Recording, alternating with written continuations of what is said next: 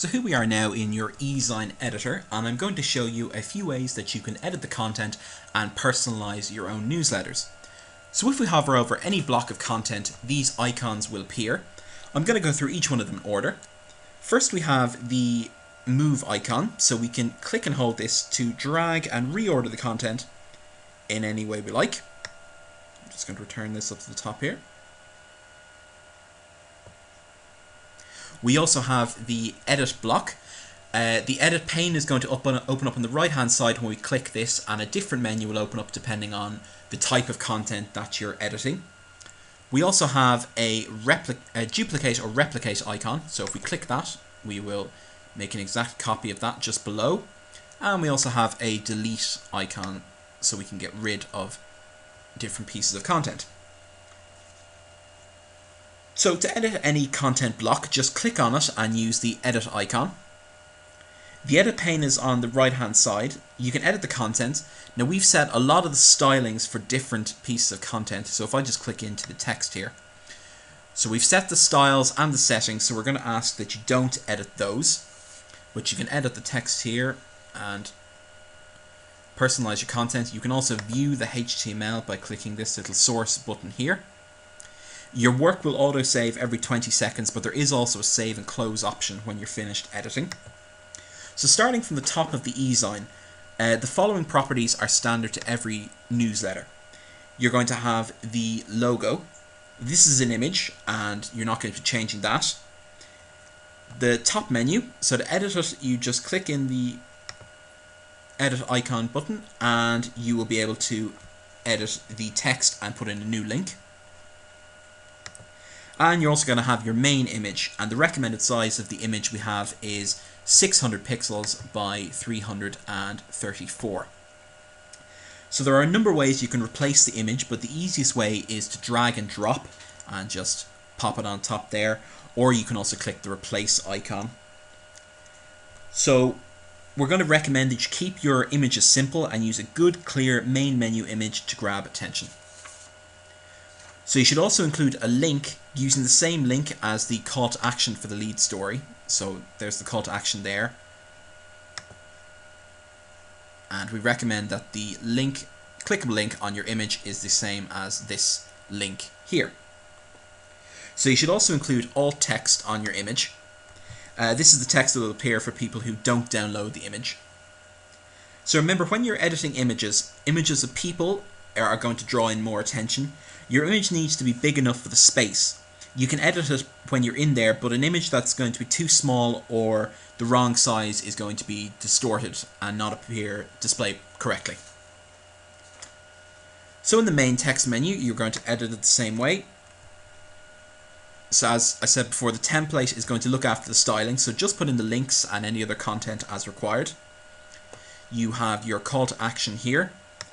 Again, the button is styled, so all you need to do is input the call to action text and the URL here.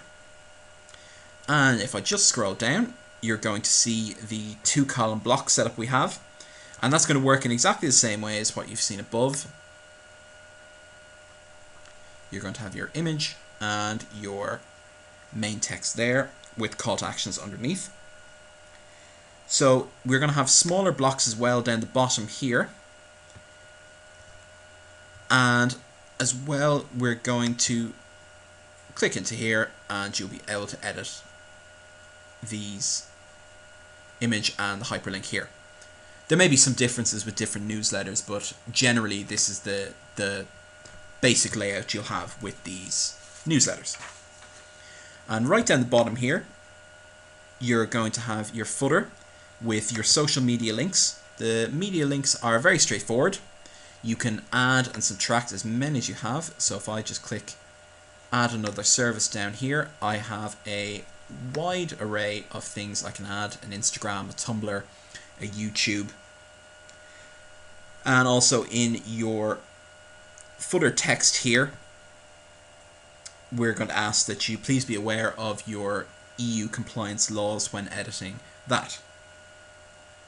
So if let's get ready to send this email now. So if I want to preview the email, I just click up the top here in preview and test, and I enter preview mode. So this is going to allow me to preview it for the desktop and also for a phone. So everything looks okay there.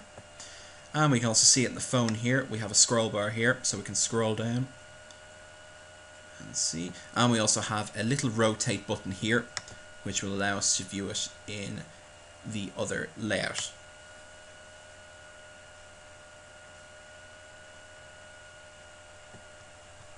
So you can also send a test email.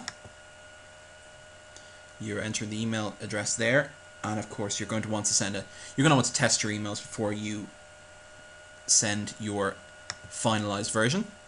You can also, if we just go back to our preview mode here, down the bottom here you're going to see a plain text version. This is going to be auto generated by Mailchimp, but we would ask that you just run through it very quickly and just see if everything appears correctly.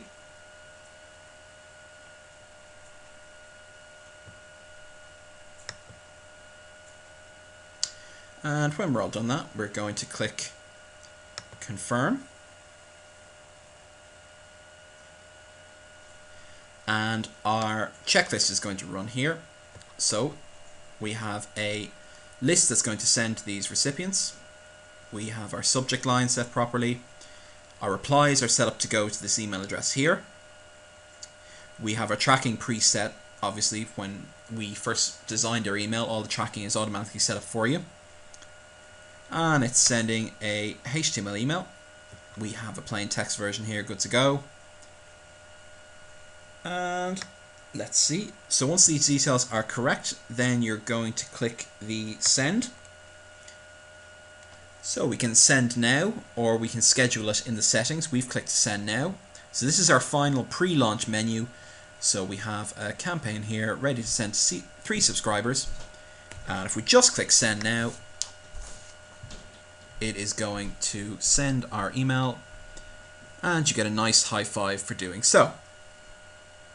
So that's all. We've sent our very first email there, and in the next video we are going to look at how to upload our data.